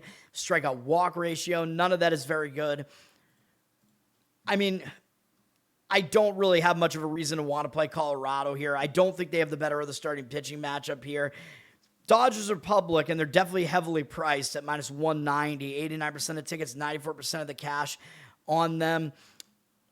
I don't think I could see the argument really for playing Colorado here other than the price is too high on the Dodgers. Well, that and the situation, I guess, that the Dodgers might overlook them here, but I'm not liking it. The money is backing the over, 65% of tickets, 94% of the cash on the over. Totals above that key number of 11 at 11.5. It's a high total for sure, but the over might make more sense. Neither pitcher is really that trustworthy, and I don't love the bullpens here. It could happen. It could be an over. The first game, both games of the series went over, actually, so far. So it definitely has been an over series. So, yeah, if you're going to force me to give an opinion on that game, I suppose the over is better than anything else. Dodgers team total over is an option as well if you think that Sasaki is kind of a mystery and might actually do okay. Dodgers probably will tee off here on this Colorado pitching staff, but you'll need them to score a lot. You'll need them to score probably at least 7, which they've been able to do in both games so far in the series, so they might be able to do it again, but it is a bit risky. Dirty sock, yes. The Rockies.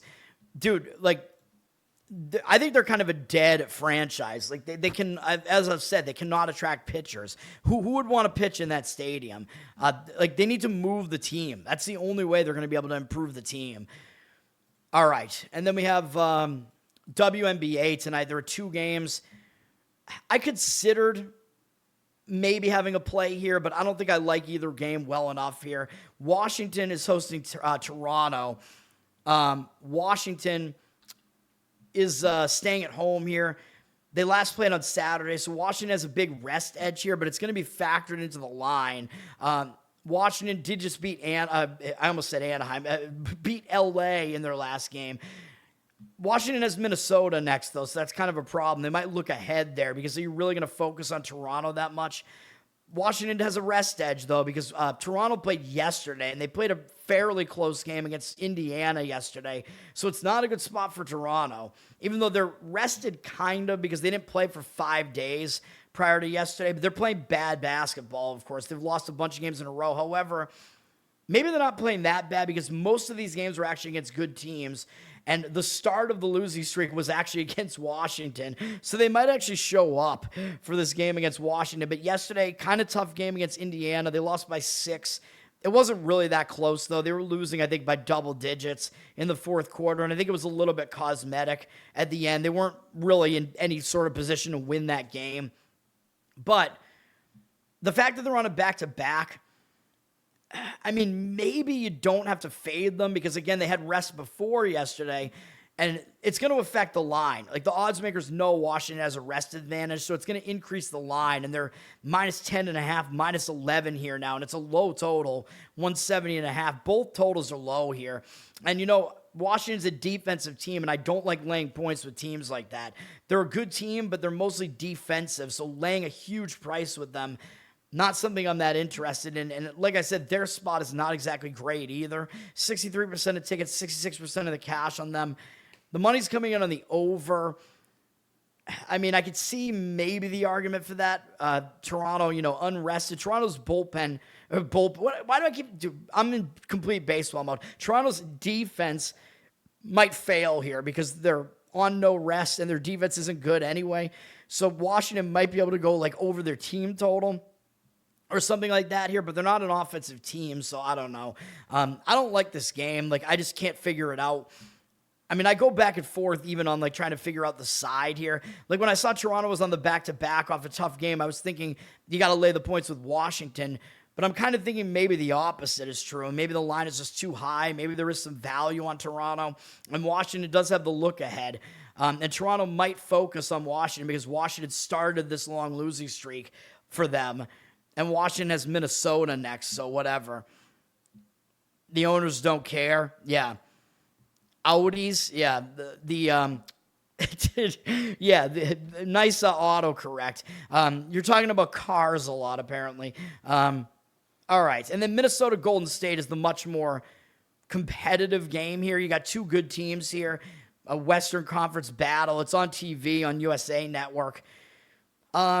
Golden State's pretty hot right now. They've won a bunch of games in a row. They're coming off a win over Dallas, but you know they're not going to overlook Minnesota.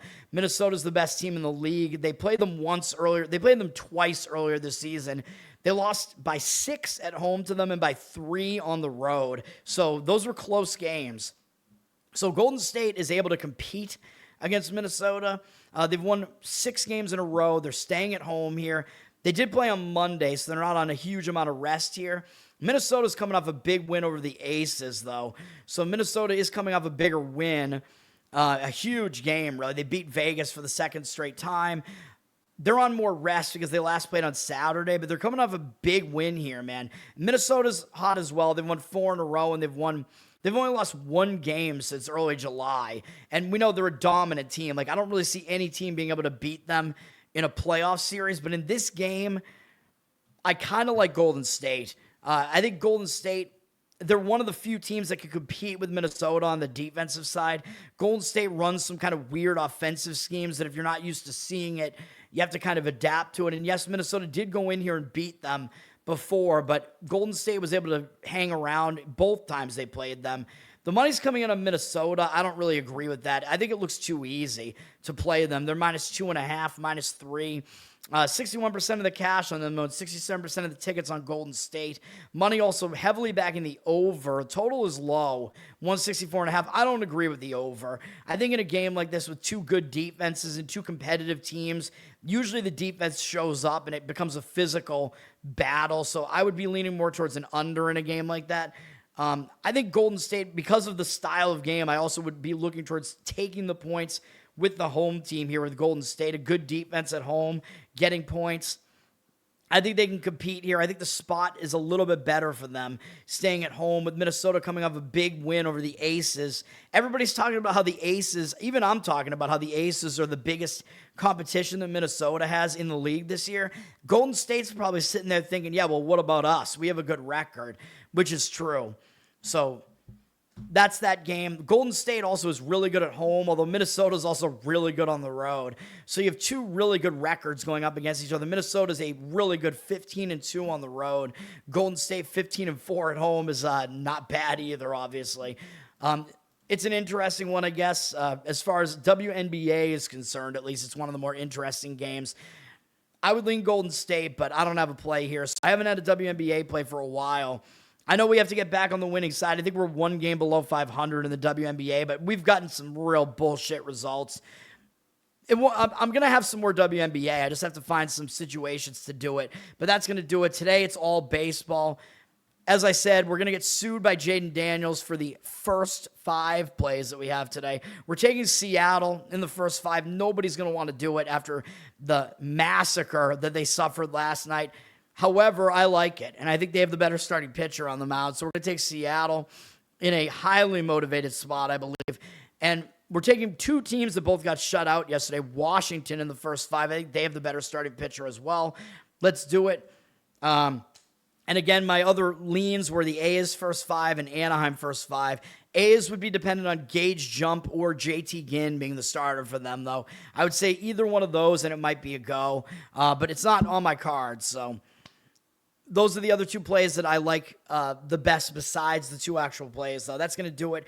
Learn to Toad on Twitter. Learn to Toad on Instagram. Like, subscribe to the channel here. I know I keep pumping the football previews. It'll happen. We got to get it done. College football soon. That one will be soon. It's starting soon. So, yeah, I'll do the show soon, and then there'll be a final NFL preview, even though I did kind of already do one.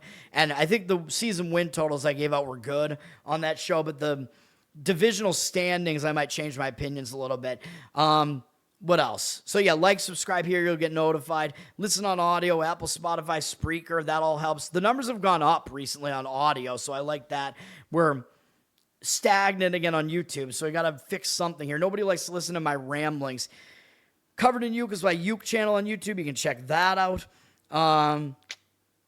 Patreon.com/LearnToToad. I always forget what my plugs are. Losercast, we had a new episode last night. Go check it out. I thought it was decent. I don't know. I felt like it wasn't the funniest episode, in my opinion. We got to stop getting off track and going on these serious tangents on that show. I try to, kind of like with Tower Game, but it's worse on Losercast. I try to steer it more towards, no, we're supposed to be a comedy show. Like, let's do this. And then the Giants G-Spot podcast, it's got to start, man, because we did do one episode, but we got to do something because the season's about to start. So I got to talk to Ben about that. That's going to do it for now. I'll be back with the college football preview will be my next special that I do. And then, of course, I'll be here tomorrow morning for a short Thursday. I love the Thursday cards because they're shorter, but, of course, I will have to talk about NFL preseason. And week 2 becomes more unpredictable. And speaking of which, I do have to watch the latest Hard Knocks with the Seattle Seahawks, which I assume came out yesterday. I haven't watched that yet, so I'll probably watch that today. That's going to do it. Indian thing. I've had a long beard a couple of times. I don't like it when it gets that long, though. Like, no, I like to keep it around this length. I'm gonna probably trim it a little bit. I'll usually I let it get a little bit longer during the winter, usually, though. Yes, like and hype. I don't know what the fuck hype does, but yes, do it. That's going to do it. Thanks, everybody. Subscribe and you'll be notified when I go, because I don't know when my football previews are going to happen. So keep that in mind. And then obviously you pretty much know when I'm going to be here in the mornings, though. That's going to do it for now. Peace.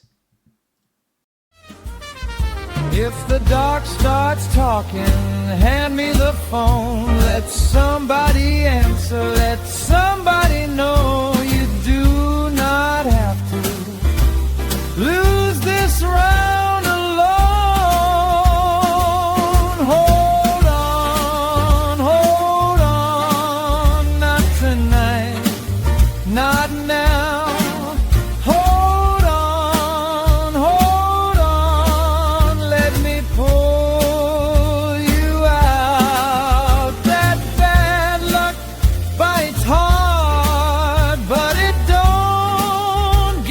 Crown, hold on,